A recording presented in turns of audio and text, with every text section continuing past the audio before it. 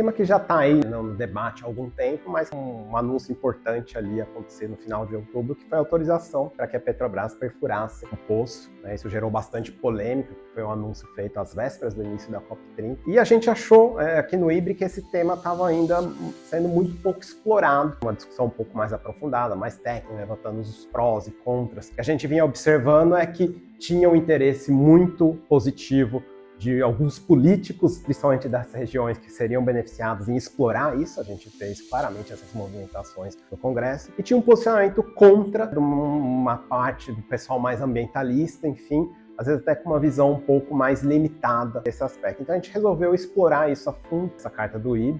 E, obviamente, tem vários temas ali que permeiam essa discussão. Por exemplo, saber que o mundo vai demandar de petróleo.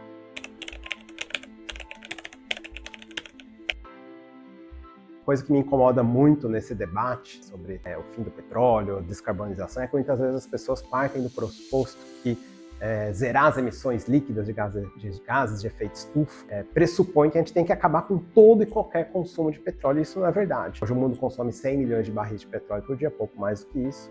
E se a gente zerar as emissões, que é um cenário hoje pouco provável, mas obviamente é um cenário desejável, ainda assim o mundo vai consumir pelo menos 30 milhões de barris de petróleo lá em 2050. Então, nesse contexto, que o mundo vai continuar consumindo, quem que vai ofertar? E a gente achou importante colocar isso nessa discussão. Bom, primeiro, dividindo bem as coisas, há uma questão de preocupação com acidentes relacionados à exploração, que obviamente merecem um cuidado melhor pelo lugar que está. Mas isso, na nossa opinião, ela requer cuidados com protocolos de segurança. Em relação à questão ambiental, como o Braulio disse, haverá uma demanda de petróleo por muitos anos, inclusive porque o petróleo não é só combustível. Há alguns tipos de produtos, por exemplo, asfalto, por exemplo, entre outras coisas, que mesmo os países que nós esperamos que venham a crescer, irão demandar. Então, o petróleo é muito mais do que combustível. Alguém vai ter que ofertar, então, que venha a ser o Brasil.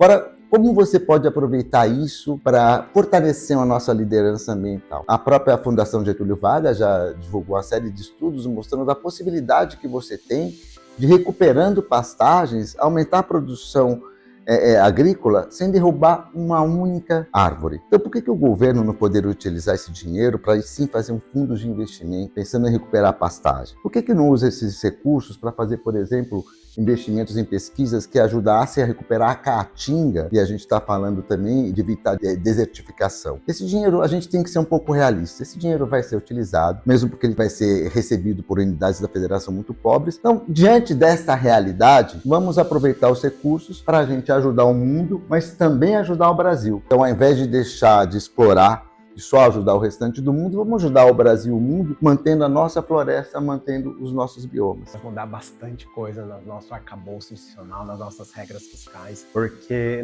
desde que a gente descobriu o pré-sal, isso já tem quase 15 anos na prática, a gente já teve muita receita vindo disso, e da maneira como ela é distribuída no Brasil, em que mais de 60% vai para alguns poucos estados e alguns poucos municípios, um uso totalmente livre, não é uma receita carimbada, enfim, tem muita evidência de vários estudos, dissertações de mestrado, artigos publicados, de que esses recursos não foram bem utilizados e não são bem utilizados. Então, se a gente está falando que vai surgir mais um outro montante considerável com a eventual exploração da margem equatorial, eu me preocuparia não só fazer a discussão do ponto de vista ambiental, descarbonização, mas a discussão de uso dos recursos, que é uma discussão que parece que está um pouco esquecida nesse debate sobre a margem equatorial.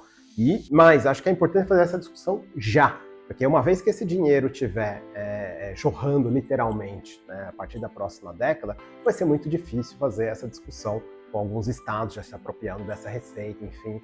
Então acho que o momento propício para fazer a discussão é agora, alguns anos antes da eventual exploração dessa fronteira petrolífera no Brasil. Porque talvez a verdade esteja mais uma vez no meio. Explorar a margem equatorial não é destruir o meio ambiente, mas também não dá para dizer que a gente tem que utilizar esse dinheiro porque isso vai salvar a população e vai necessariamente melhorar o nível de população daqueles estados. Então estou me referindo à posição que muitos, não todos, ambientalistas defendem e muitos, não todos, políticos dizem. Não é tanto ao céu, não é tanto ao mar. Agora, como o Braulio disse, se nós não começarmos a pensar na utilização desse dinheiro agora, provavelmente, como boa parte de outros recursos públicos, não só públicos, recursos dos brasileiros, vai ser mal utilizado. Uma ideia, por exemplo, que faria todo sentido, que poderia até, no efeito líquido, gerar uma descarbonização mais rápida do Brasil e da economia mundial, seria reverter parte desses recursos da exploração da margem equatorial, por exemplo, para o Fundo das Florestas Tropicais, o TFFF, foi anunciado recentemente. Se você conseguir reforçar esse fundo e fazer com que você pare o desmatamento, regenere áreas degradadas, não só no Brasil, mas em outros países, porque o TFFF não vai financiar esse tipo de iniciativa somente no Brasil, no efeito líquido, tudo bem, você vai queimar aquele petróleo da margem equatorial, não no Brasil, porque o Brasil é exportador líquido, isso daí vai ser queimado fora do Brasil, mas obviamente que afeta a atmosfera global. Mas você tem uma emissão aqui, mas você pode mais do que compensar ela se você fizer o uso do recurso adequado e, por exemplo, reforçar o TFFF. Só um exemplo, tem vários outros que a gente poderia pensar, podendo gerar um resultado líquido favorável em termos da descarbonização da economia brasileira e da economia global.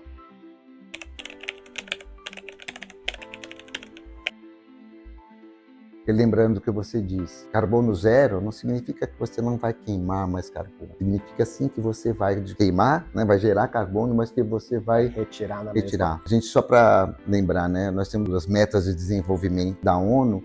Uma delas é um crescimento sustentável, mas a outra é tirar as pessoas da pobreza. E o planeta ainda vai precisar usar energia para gerar quantidade de bens e serviços que vão dar vida digna para as pessoas, né, como um todo, para milhões e milhões de pessoas que estão em condições muito indignas de vida. Então, a ideia é tentar equilibrar isso. Bem, na carta a gente, para dar mais objetividade para esse debate, né, um dos temas que a gente explora lá é justamente tentar saber se o mundo ainda vai demandar petróleo ou não, que até 2050. Né? E partindo de projeções bem recentes da Agência Internacional de Energia, a conclusão que a gente chega é que nos cenários mais prováveis, o mundo ainda vai consumir perto de 80 milhões de barris, 90 milhões de barris de petróleo lá em 2050, partindo de pouco mais de 100 hoje. E o que está sendo explorado atualmente não é suficiente para suprir essa demanda. Então, é nesse contexto que surge, sim, né, a necessidade de fazer a discussão de exploração da margem equatorial. Mas os detalhes estão todos lá, porque tem vários cenários, não é um único cenário, né, possível. Tem a própria discussão, que é uma ambição de zerar as emissões líquidas, isso poderia gerar um cenário de menor consumo de petróleo. A gente explorou isso em bastante detalhe na carta, convido todos a lerem. A análise está bastante aprofundada.